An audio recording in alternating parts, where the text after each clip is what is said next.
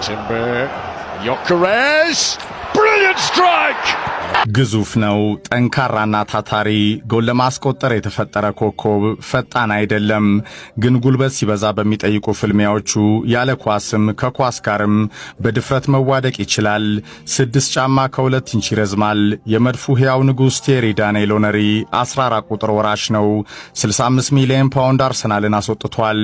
በረጅሙ በአየር የሚላኩ ኳሶችን አውርዶ ለጓደኞቹ ዕድል ይፈጥራል። ግራ ቀኝ ጸንቶ ታትሮ ይታገላል።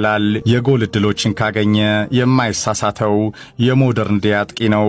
ፕሪሚየር ሊጉ ከስካንዲኔቪያን ከኤሪን ሃላንድ ሮቦቱ ቀጥሎ ያገኘው ታታሪውም ኮከብ ነው። በአርቴታ ፈቃደኝነት ማጣት ምክንያት ባለፉት ዓመታት በእውነተኛ ነምበር 9 ድርቅ ሲመታ የከረመው የዘንድሮ አርሰናል ሳይሰጠውም ሳይቀርብለትም እላፊ ጎል እንዲያገባ የሚጠበቅበት የመድፉ ፊት አውራሪው መረብ በጣሹ ሳተና ነው።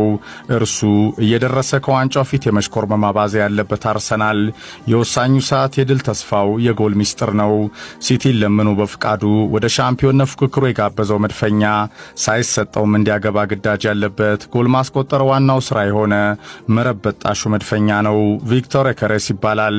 አጥቂውን ገዝቶ አጫወቱ ሳይፈጠር ለአርሰናል ድል ጫናዎችን ችሎ እየጣረ ያለው መድፉን ፈልጎ ሰሜን ለንደን በብዙ የዝውውር ገበያ ውዝግብ ኤምሬትስም ደርሶ ጎል እንዲያገባም በአፋልጉኝ መጥቶ ከአርቴታ የጨዋታ ስትራቴጂ ጋር በተያያዘ አቅራቢዎቹ ሳይጠፉ እንደ ልቡ አቀባይ በማጣቱ ያለ ኃጢአቱ ብዙ የተተቸው ዛሬም ያርሰናል የቁርጡ ሰዓት ቀጣይ የዋንጫ ድል ምኞት ዋናው ኮከብ ነው። ካይከኒክ የድል ጭፈራው ጋር የሚታወቀው ስዊድናዊ መድፈኛ